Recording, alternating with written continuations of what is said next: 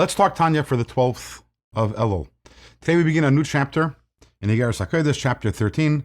And this is a letter which the Alter Rebbe wrote, which although it doesn't say it clearly over here in this letter, it's a letter the Alter Rebbe wrote asking his Chassidim to give tzedakah and to donate towards a soup kitchen, which he created in his home city of Liyazna, which was meant to provide food for the many visitors who'd come visit the Alter Rebbe. The Alter Rebbe begins with a pasuk from Tehillim, Morav tuvcha asher tzafanta liriyacha, which means, how great is your goodness which you have hidden for those who revere you, or those who fear you. Now, what is, on a simple level, what does this verse mean? It's talking about the great goodness which is in store and waiting in the world to come for those people who serve Hashem. But Alter Rebbe is going to dig a little deeper, and Alter Rebbe is going to ask, what is the nature of this goodness? Why is this goodness considered to be hidden? And why is this hidden goodness earmarked specifically li'irayecha, for those who fear God? How about those who love God? Do they not get any of that goodness? So this is a question, these questions we'll answer as we proceed through the chapter.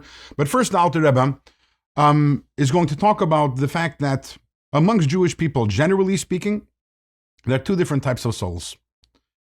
And this is because all of us, our souls are rooted in God's attributes, and there are two primary attributes, two primary divine attributes.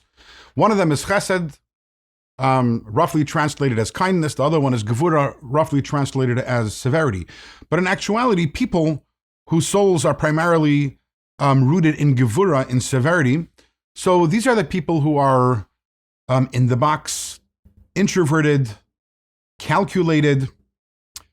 These are people who, when they do a mitzvah, they're very meticulous about doing it right. But at the same time, they do not go above and beyond the call of duty. They don't feel the need to do that because they're in the box and calculated. They're doing everything perfectly, exactly the way they are meant to do it.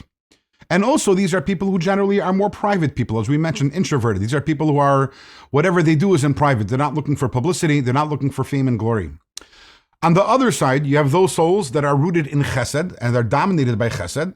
And this is a much lighter sort of personality. These are people who are extroverted, out of the box, a little more wild.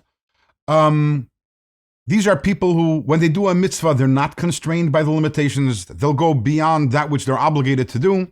These are people also who they relish doing things in public. They don't need privacy. Again, it's a different type of personality. And I think that if we're to think about it, we all know people, some people who are of this sort of personality and some people who are of the other sort of personality. In tomorrow's Tanya, the Alter Rebbe is going to introduce two historical personalities, one who embodied chesed, the other one who embodied gevura, and we're going to learn an interesting lesson from these two personalities.